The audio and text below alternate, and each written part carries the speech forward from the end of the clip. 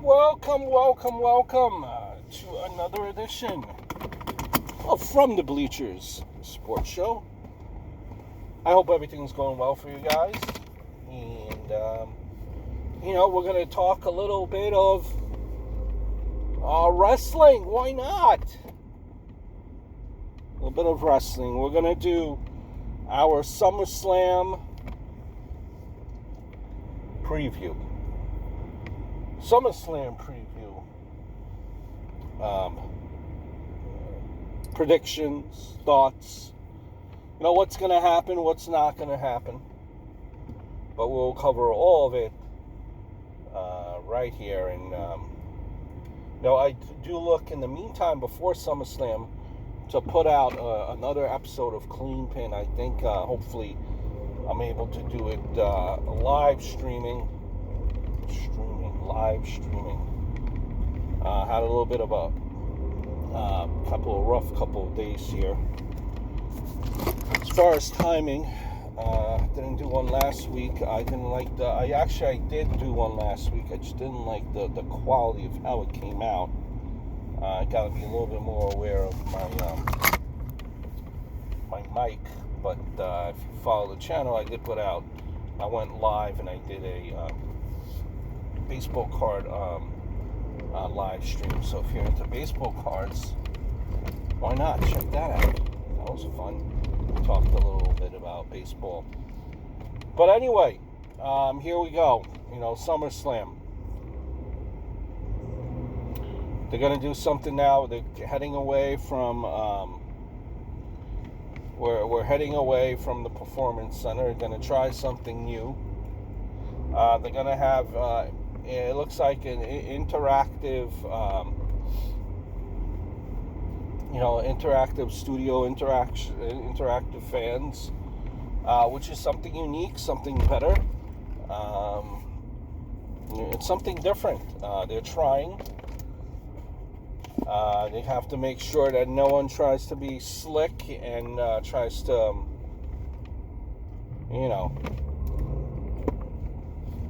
get one over on them, with AEW shirts and all this wacky stuff. So be aware of that. Don't try to be wise, because it won't work for you.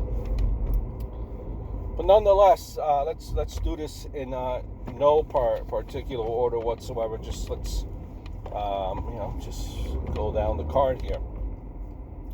You have Drew McIntyre versus Randy Orton. Randy Orton, to me, has been on a absolute tear, an absolute roll.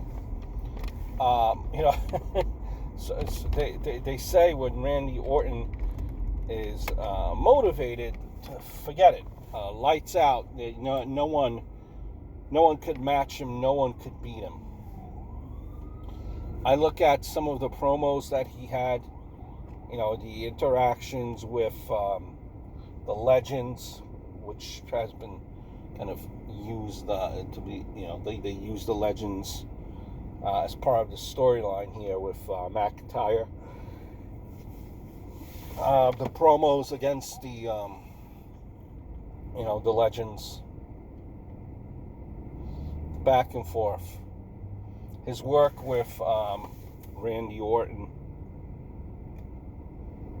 His work with Edge prior to that, and let's not make the mistake. I think where this match was, where SummerSlam was pointing to, was Edge, Randy Orton. They kind of had to steer the course, kind of had to change things around due to Edge being injured. But I do think that is where they were going with this.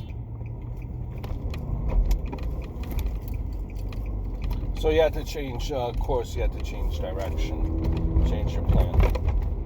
And, the Legend Killer. Probably the best interaction with the Legends and Randy Orton was with Ric Flair. With Shawn Michaels, man, Shawn Michaels completely no-sell that kick to the head, or was it just me? Drew I think it's going to be a victim of circumstance here, for lack of a better word. I think, it just kind of, I don't think the WWE is down on Drew McIntyre. I just think what's going to happen is, since Edge has been injured, and they probably wanted to go 1, 2, 3 in that order, and they probably wanted the best, the third and final match between Edge and Orton to be during SummerSlam, and it didn't happen. So I think now, because Edge has been recuperating and not in the spotlight, to kind of put more emphasis on that third and final match, more importance, more eyes on it, because you kind of need it, because it kind of cooled down since Edge got injured. I just think that Randy Orton will win. He's going to win the title. And I think they're going to look to protect McIntyre here. Remember, and this is what I mean by that. If I think about it, right? Think about it. Now, you might say, the lights went out for that Ric Flair Randy Orton segment, because you might say Ric Flair can't take a bump, and they got to kind of do something to make it look somewhat believable. Well, how about the lights just going out was just kind of, they could turn it around and they could spin it where Ric Flair could be like, gotcha, me and Randy Orton fooled you, got you, nothing ever happened to me, I just laid down. As wacky and hokey as that may be.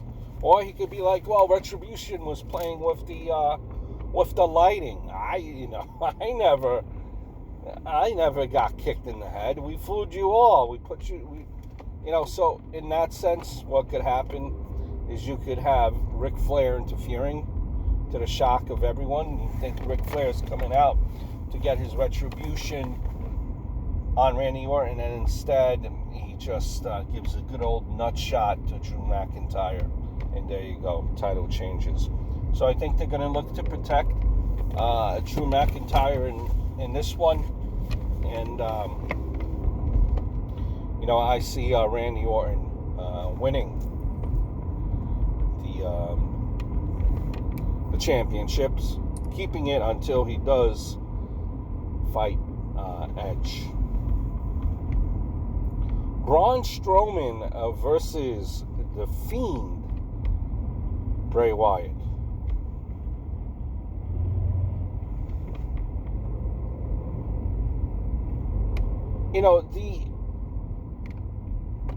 The issues between Strowman and Wyatt were always going to lead to this.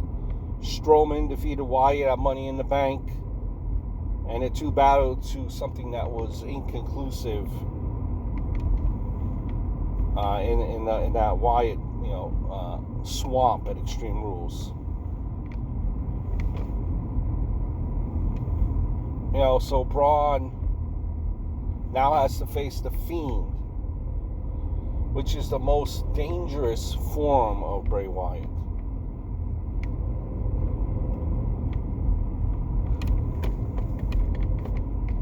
Then you also have, playing into this, Alexa Bliss. Is she Sister Abigail? Is she not? Is she just someone that's pissed off that Braun Strowman kind of threw their friendship off the pasture? Braun Strowman is like, listen, I'm not scared of you, Fiend, and I don't care about Alexa Bliss. Is that something that will be haunting Mr. Strowman. Strowman has looked down at told the Fiend he's not scared of him. Not scared of him at all, and Fiend kind of, was perplexed by that. We've seen the Fiend kind of be very vulnerable when you're not scared of him. Like, that's his kryptonite.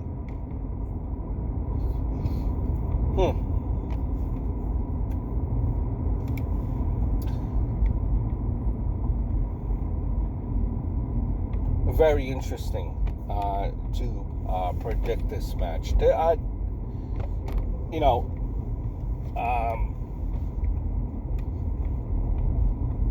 I just, I see Alexa Bliss here, and we also seen, we've seen a new side of Alexa Bliss. They're obviously doing something with Alexa Bliss. They're molding it into something, and it's going to take some time before it fully develops.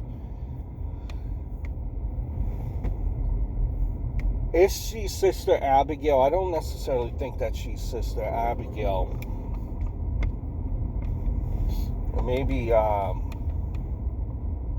just someone that hates Braun Strowman and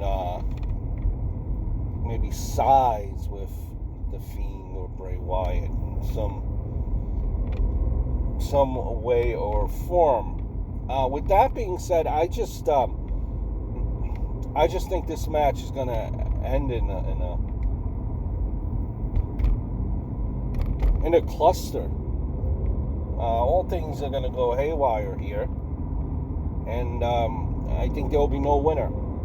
That will lead it up to there's a pay-per-view the following week, I believe, Payback. So this will be a no decision. Something that will just completely throw you off and make you just completely keep on wondering, like, what in the world is going on here. That type of scenario, if that makes sense. For the Women's Championship, Sasha Banks versus Asuka.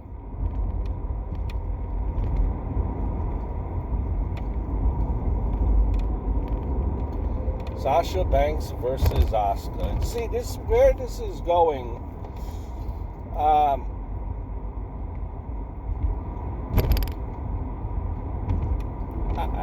It's been kind of, you see where it's going. They just I think the WWE has taken the kind of the scenic route here, the long route, and kind of the curvy route to get to the actual result, where I think what's going to happen here is the friendship of Sasha Banks and Bayley is clearly just absolutely going to implode. Now, Bayley has held this championship for quite some time. Sasha Banks, not so much time. Now I think you're at a point where you think you might say that Bayley has some credibility in her. I remember before, in the years prior, everyone was down on Bayley. Where she went from being, like the female John Cena with the little floaty things, and that's how people, were saying that she could have a longevity in this, and it just did not work, and the hugs, it just did not work, and they flipped it.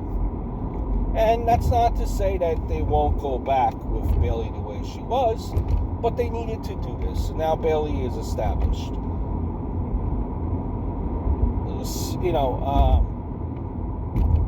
Sasha Banks, well, we still might associate her with being on the floor and throwing a tantrum. Asuka is, the COVID era MVP of women's wrestling. So let's flip it this way. Kind of leads both of them. Kind of explain both of them. The first match, Sasha versus Asuka. We're gonna go with Sasha winning.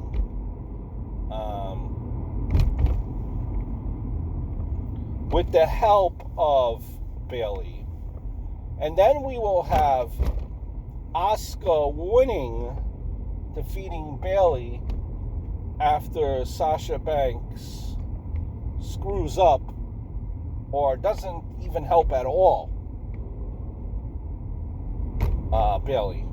And that's where the implosion forms from that. So there's my kind of my 2-in-1 for you.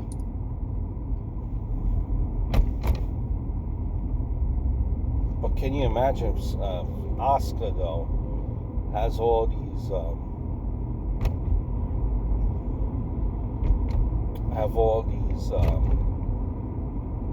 belts? Seth Rollins versus Dominik Mysterio in a street fight.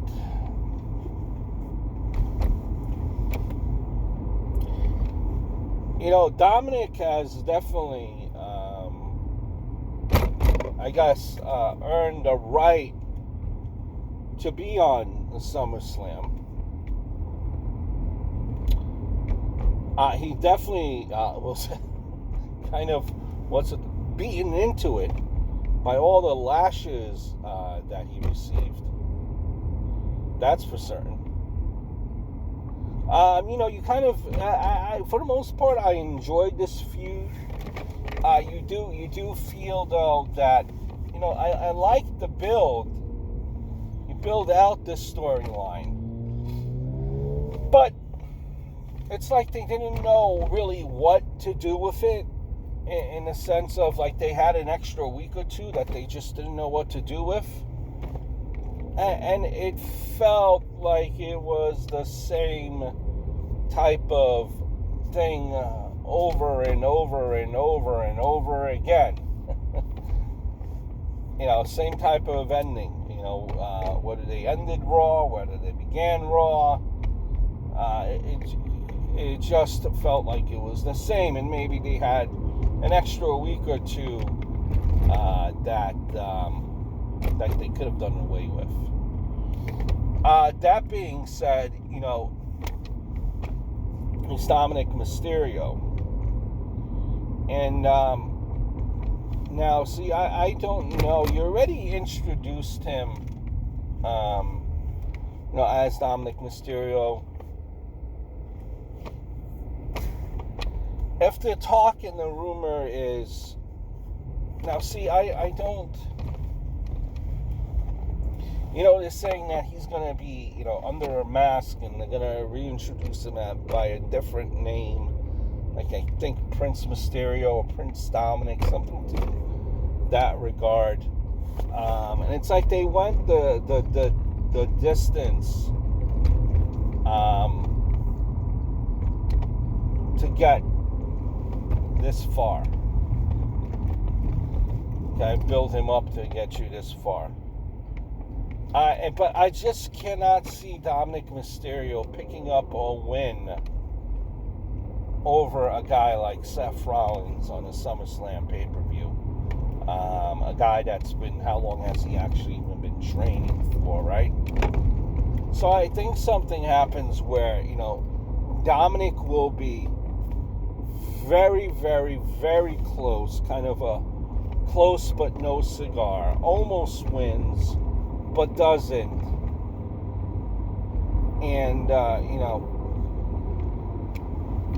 Seth Rollins is like totally flabbergasted that the match went that far, that he was able to do it, do what he did to him, and that, Seth Rollins is mad that he couldn't take him out earlier or quicker. He does a kind of a sneak attack on him, maybe a curb stop type of thing, and that kind of ends it there. Dominik will get the respect. You're gonna see his performance. You're gonna respect Dominik, and then when he does come back, it's gonna be well known that he is Rey Mysterio's son, and he is just gonna come out like a superstar. He tried, and he's gonna get respect from the locker room. That's gonna make his re-entrance back with the new ring gear, the mask. He's gonna say, "I'm gonna be tougher. I'm gonna get you back, Seth. Maybe not now, but watch your back," type of a deal. So that's how I see that match ending. But so I do see Seth Rollins picking it up. That match has that angle rather has entertained me. I'll be honest with you.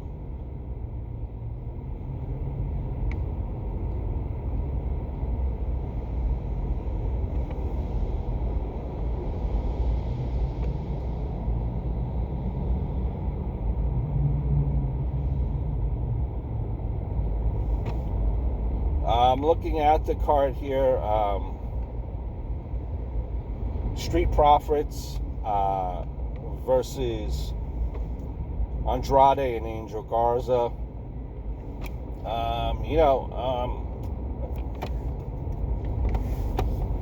I could appreciate, what Selena Vega did. Selena Vega, Bianca Belair did on Twitch, kind of try to extend the storyline and make it look real, more real and more personal.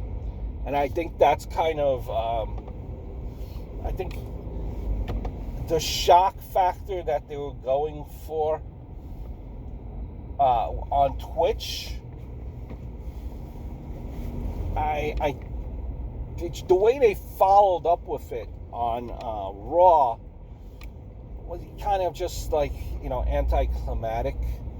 They kind of, I think, were trying to go about getting the same response that, the same buzz that the internet gave Pat McAfee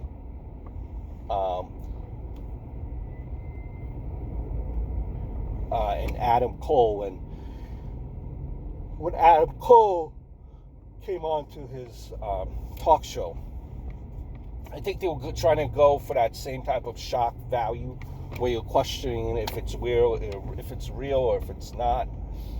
But the follow-up to it kind of killed it, and it made it anticlimactic. It was an anticlimactic follow-up. It wasn't properly executed. But I think putting in that angle, that little extra little story there, made this feud a little bit more a little bit more interesting. A little bit now let's see what happens here. Now it's like, okay, well now this is personal type of feel.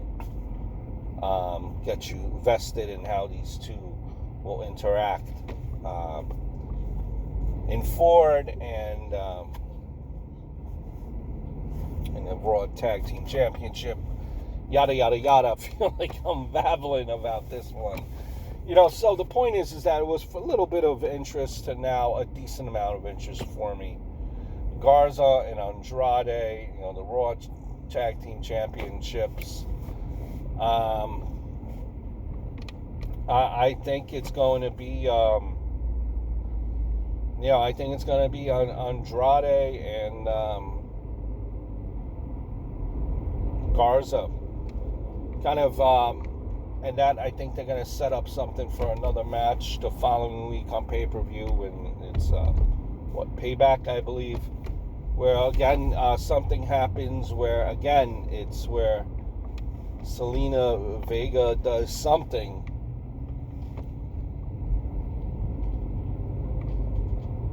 to Montez Ford, and he just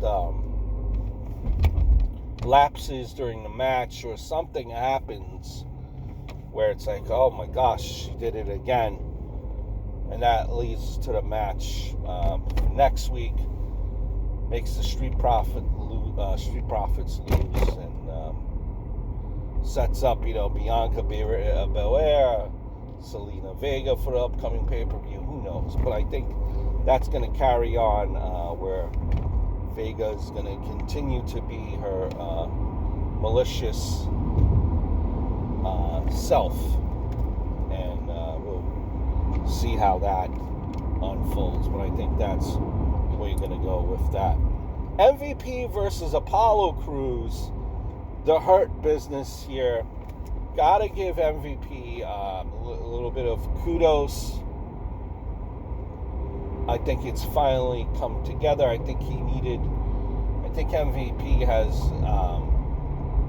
it took some time for him to get his feet a little bit wet. New era of WWE. What can you say? What can't you say? I think he's figured it out. I think being the spokesman for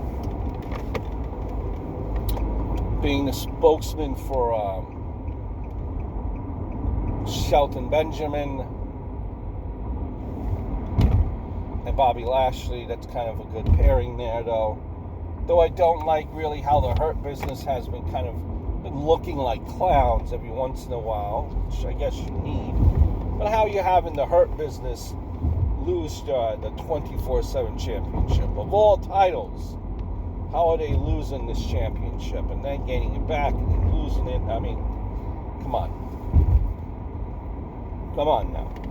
But you're going up against Apollo Crews, and you kind of you get the sense that maybe, just maybe, people actually buy in what MVP is saying. It might be getting into the ear of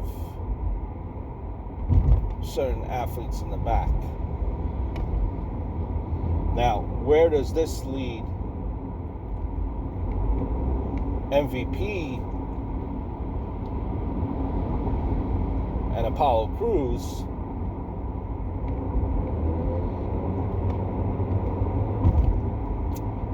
I think you're going to have a new member of the Hurt Business.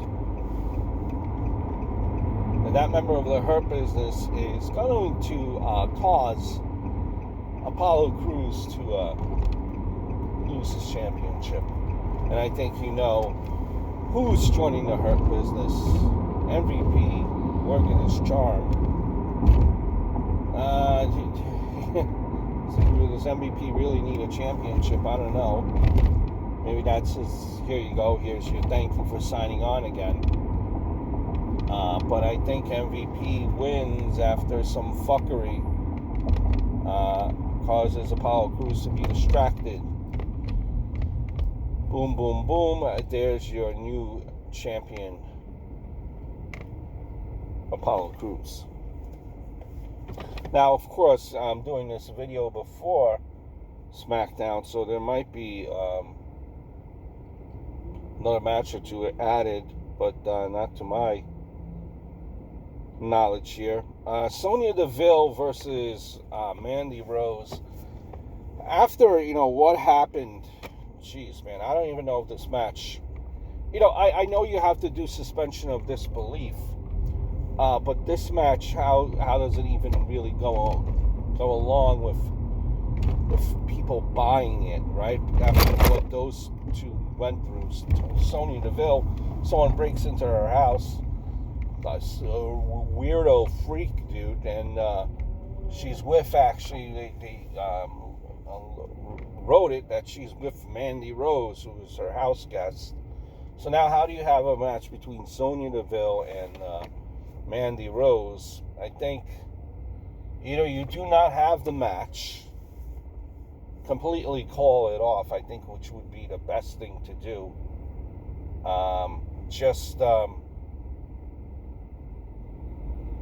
Not even, and revisit it a couple of weeks down the road. I don't know. Just because, how are you going to have these two fighting each other? It doesn't make sense, because you already know, without knowing, but you already know, because it's been everywhere, covered by everywhere, that they were actually like BFFing last week. And how are they going to have a match?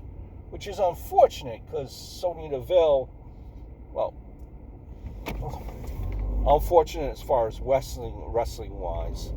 Health and safety is more important. But it's unfortunate because there you go, Sonya Deville just firing on all cylinders, and now that's kind of been deflated, because now it's like, do you continue with this angle? I think they continue with the angle.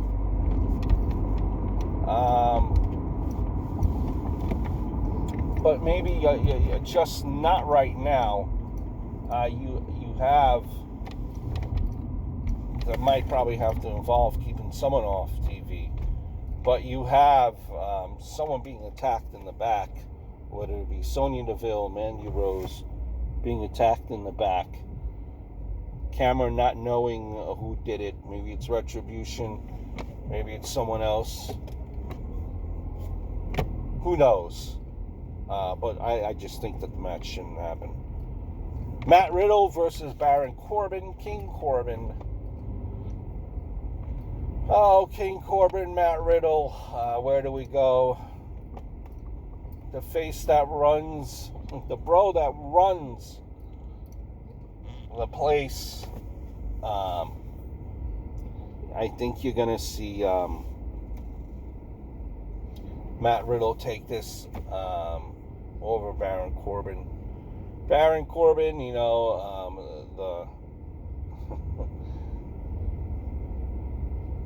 Baron Corbin, remember that right now we don't have Sheamus in a match.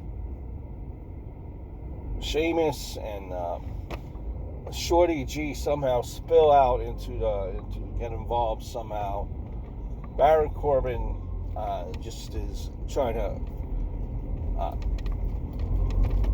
to fight off Sheamus, and Gable attacking Riddle. Finally, bro kick to the face of Corbin. And there you go, Riddle wins. I do think maybe there'll be a match or two added. I see maybe Jeff Hardy versus